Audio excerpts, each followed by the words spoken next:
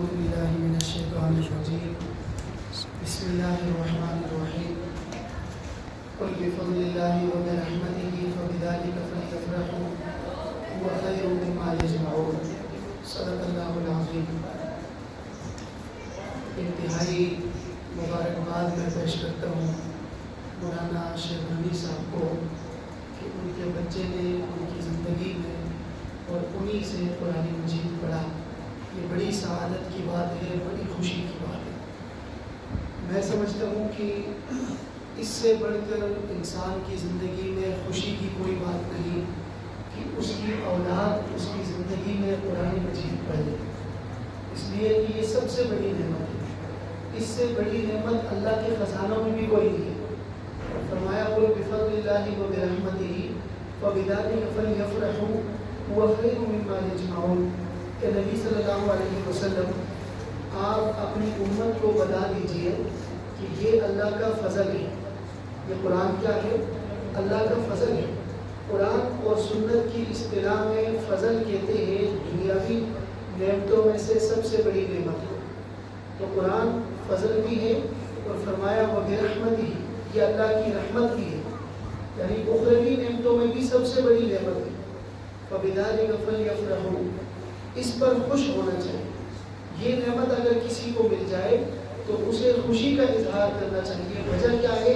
وہ خیر مما یجمعون، اس لیے کہ انسان جتنی چیزیں جمع کرتا ہے اس کائنات کی ہر چیز سے یہ قرآن بہتر ہے۔ یہ خود اللہ تبارک و تعالیٰ قرآن مجید میں فرماتے ہیں۔ تو اس لیے میں سمجھتا ہوں کہ والدین کے لیے اس سے بڑھ کر خوشی کیا ہو سکتی ہے۔ اور کل قیامت کے دن اللہ تبارک و تعالیٰ جس نے اپنے بچے کو قرآن مجید نازلہ پڑھایا ہوگا، ان کے والدین کو اللہ ایسا تاج پہنائیں گے، اس کی روشنی سورج کی روشنی سے زیادہ ہوگی۔ اور فرمایا اہل القرآن اہل اللہ وخاصتہ، قرآن والے ہی اللہ والے ہیں، اللہ والے کوئی اور نہیں ہے۔ جن کا قرآن سے تعلق نہیں ہے وہ اللہ والے ہو ہی نہیں سکتے۔ یہ نبی صلی اللہ علیہ وسلم کا فرمان ہے۔ فرمایا اہل القرآن اہل اللہ وخاصتہ، اہل قرآن ہی اللہ والے ہیں اور یہ اللہ کے خاص لوگ ہیں۔ اور ایک حدیث میں فرمایا اقرأوا القرآن فإنه يأتي يوم القیامة شفیعا لأصحابہ، دنیا میں قرآن کو پڑھا کرو، کل قیامت کے دن یہ تمہارے لیے جھگڑا کرے گا، یہ تمہارے لیے سفارشی بن کر آئے گا۔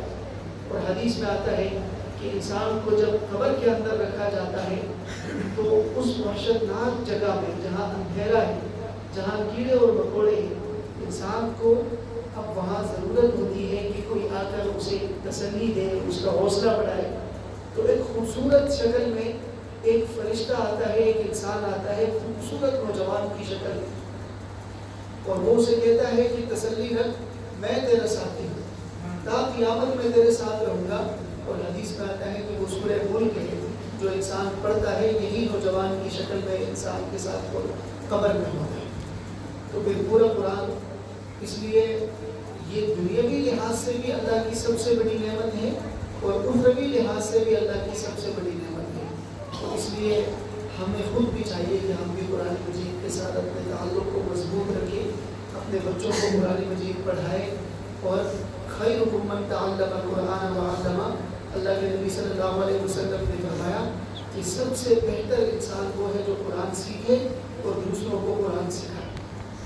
جو کچھ کہا اللہ تبارک و تعالیٰ ہمیں عمل کی توفیق عطا فرمائے۔ اللہم صلی علی سیدنا و مولانا محمد وعلی آل سیدنا و مولانا محمد وعلی آلہ و اصحابہ اجمعین۔ اللہم ربنا آتنا فی الدنیا حسنہ وفی الآخرۃ حسنہ وقنا عذاب النار۔ الہ العالمین یا اللہ ہماری حاضری کو قبول فرما۔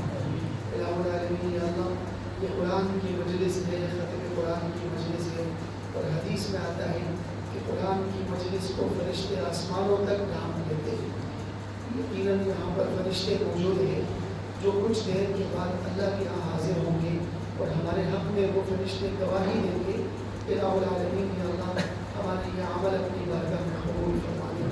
یا اللہ اس بچے نے جو قرآن کو حرف بحرف پڑھا ہے اور مولانا شیخ غنی صاحب نے ان کو پڑھایا ہے، یا اللہ یہ اپنی بارگاہ میں قبول فرما دیں۔